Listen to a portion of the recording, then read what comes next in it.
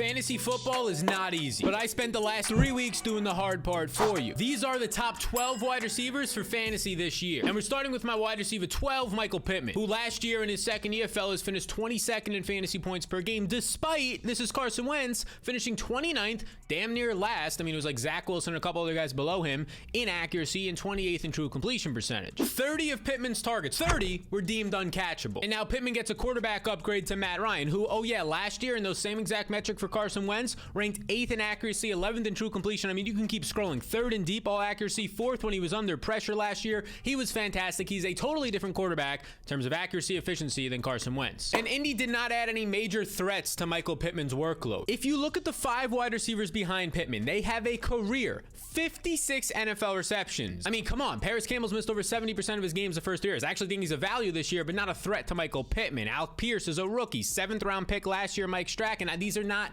going to threaten a wide receiver 1 season from Pittman. My wide receiver 11 is the man with the beautiful bald head, and Keenan Allen. And Keenan Allen, if you look at this chart from StatMuse, it's a bunch of lines, yes, but this is the targets over the last 2 years since Justin Herbert has came into the league. And this man right here in blue, number 5 here with 304 targets, 5th in the NFL during that time, Keenan Allen getting peppered with volume. And not only does that rank 5th the last 2 years, it's 42% more than any other Charger has seen from Justin Herbert. And I'm old enough to remember where people were concerned about Keenan Allen as injury prone. Again, take it with a grain of salt if players are actually injury prone. Back in 2016, he tore his ACL after the year before, I believe, rupturing his Achilles, and he's injury prone. Well, since then, Keenan Allen has played in 96% of his games. He's only missed 3 games due to injury since 2016. Those schmacks, people, fellas, that's durability. My wide receiver 10 is the former 5th round pick out of West Alabama, Tyreek Hill. And since 2017, Tyreek Hill is the most efficient wide receiver in the NFL. I mean, last year alone, he ends up ranking 13th in yards after the catch, 6th in receiving yards. And the really good efficiency metrics here, 11th in yards per out run, maybe the best efficiency metric. Now, people are going to say, oh, but he had Patrick Mahomes. Yes, but the efficiency metrics, the statistics take the average, the league average playing situation. So it takes out Patrick Mahomes, puts in a league average quarterback, and that's how good Tyreek Hill has been. Now, since 2017, Tyreek Hill has played 17 games. That's what you're seeing on the screen here. 17 games without Patrick Mahomes. And yes, his points are going to go down without Patrick Mahomes, but they go from 19.2 points, which would lead the NFL a lot of seasons, to 16.6 points, which last year alone would have been borderline top 10. Keeping in mind that this is since 2017, he's clearly gotten better since then. My wide receiver 9 is a man I'm very high on in Mike Williams. Over his 5-year career, he averages 48% more fantasy points per game. These are the 5 years right here when Justin Herbert's the quarterback. And per player profiler, Mike Williams was top 5 at beating man coverage last year, while his quarterback Justin Herbert was top 10 at beating man coverage. So you get a big, fast wide receiver who can get open and a quarterback with a big arm who could hit him. Yeah, that's good news. And now the Chargers made Mike Williams a top 10 paid wide receiver this offseason. He's actually due the most cash in the league this year, more than any other receiver, which is going to financially incentivize them to give him a more featured role. Williams right now goes as the wide receiver 13 on Underdog. My wide receiver 8 is the big man out of Clemson, former 2nd round pick, T. Higgins. And believe it or not, T. Higgins, his 7.9 targets per game led this team. It was actually more than Jamar Chase. Higgins, though, he missed some games. He left a game early that went to overtime in the second quarter. So the overall volume doesn't really hit 130 or 140 targets, but 7.9 per game led the team. Now check this out. Higgins finished 12th in fantasy points per game, but he finished 7th in expected fantasy points per game. This means Higgins was unlucky. For example, he was tackled on the 1-yard line 4 times last year. My wide receiver 7 is Mike Evans. The man is the definition of consistency. He has 27 touchdowns the last 2 years with Tom Brady, 2 times more than any other Buccaneer. And now Chris Godwin's going to start the year on the PUP, the physically unable to perform list. And Antonio Brown is no longer with the team. Rob Gronkowski, as of right now, has not even committed to playing in 2022. So the competition becomes Russell Gage, who I like, but he's not a threat. And then Tyler Johnson, Scotty Miller, Brashad Perriman, guys who are nowhere near threats. And yet Mike Evans is going as the 20th player off the board on Underdog. My wide receiver 6 is Devontae Adams, who since 2019 is the most efficient wide receiver in the league. You can see last year right here, he led the league with a 35% target rate. And in his big 2020 season, this man, this monster, Mr. Adams, led the league in yards after the catch, and he had a 2.97 yards per route run. It's an efficiency metric. It is by far the best we have seen in quite some time. Now, all of this means he creates a lot of production on his own. And since 2016, he's played in 8 games without Aaron Rodgers. And in these 8 games, he averages 15.4 fantasy points per game, which would have finished like top 15 amongst wide receivers last year. But keep in mind, these are what backup quarterbacks, and Derek Carr is no backup quarterback. The best metric that we have for a quarterback's consistency and efficiency is yards per attempt, and the average in the NFL is around 7 or 7.2.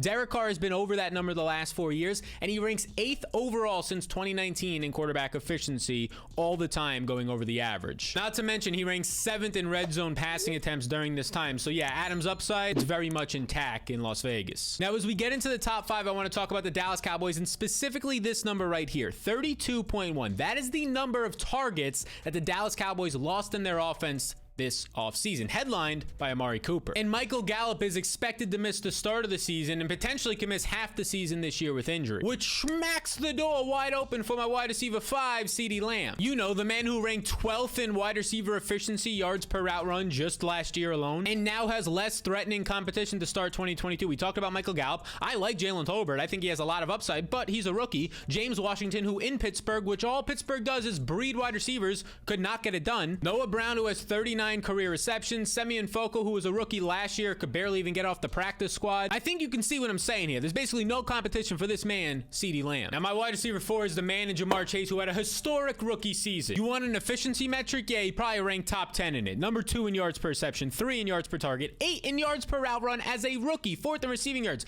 5th in yards after the catch. This guy was doing everything. Not only was he doing it by getting open, he was doing it on his own after the catch. Now, I'm gonna be honest with you because I like you. This efficiency is unlikely to continue, but, and this is a big old booty. As a rookie, Chase only saw 128 targets. If the targets increase to 145 or 150, an extra 1 or 2 targets per game, which would be around top 10 in the NFL, it will make up for any efficiency drops. Now, we're heading back to StatMuse, the beautiful line charts, and we're focusing on this first one right here, 330. This red bar is Stefon Diggs' targets the last 2 years since becoming a Bill, leading the NFL by 12 targets. Now, Diggs finished 7th in overall fantasy points last year. He finished 9th in points per game. However, based on his usage, he was expected to finish 4th in fantasy points per game, and as you can see here, 3rd in overall fantasy points. This means he was getting unlucky. Expect similar volume with increased efficiency now in 2022. Now, the last 2 wide receivers we talked about have some really strong props out there for their overall season yardage. I take Jamar Chase under 1,300 receiving yards. Look, I have him as my wide receiver 4. I think he could be great. I think he'd have over 1,200 receiving yards and 8 touchdowns and have a great year. And then Stefon Diggs, my wide receiver 3, give me over 1,250 receiving yards. I take these 2, I combine them together, 20 to win 60. You as well can take these with a free bet up to $100. You put in 25, you get 50. You put in 50, you get 100 if you use the code SAL on PrizePicks.com. There's a link in the description. Check it out to take advantage of the free fantasy bet. So now we head back to StatMuse, these lovely bar charts, and we're focusing on this first number, 3,000. Over 3,000 receiving yards for Justin Jefferson,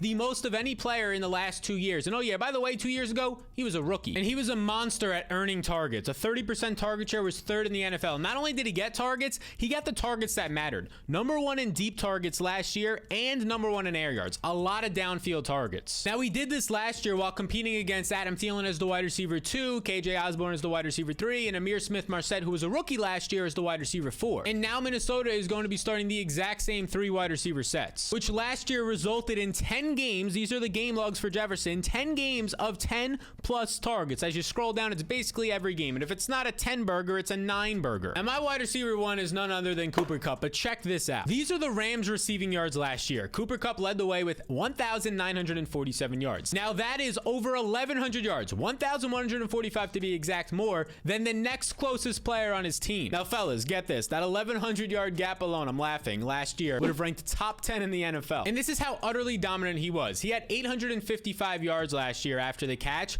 That alone was more than Amari Cooper had on the season. Now I just gave you 12 schmacks, a whole dozen, to beat your league mates up to start the beginning of your drafts. But if you want the late guys, the guys later in draft, the value wide receivers, this video right here is going to show you 12 of those. And it'll make sure you schmack around your league mates every single round of the draft.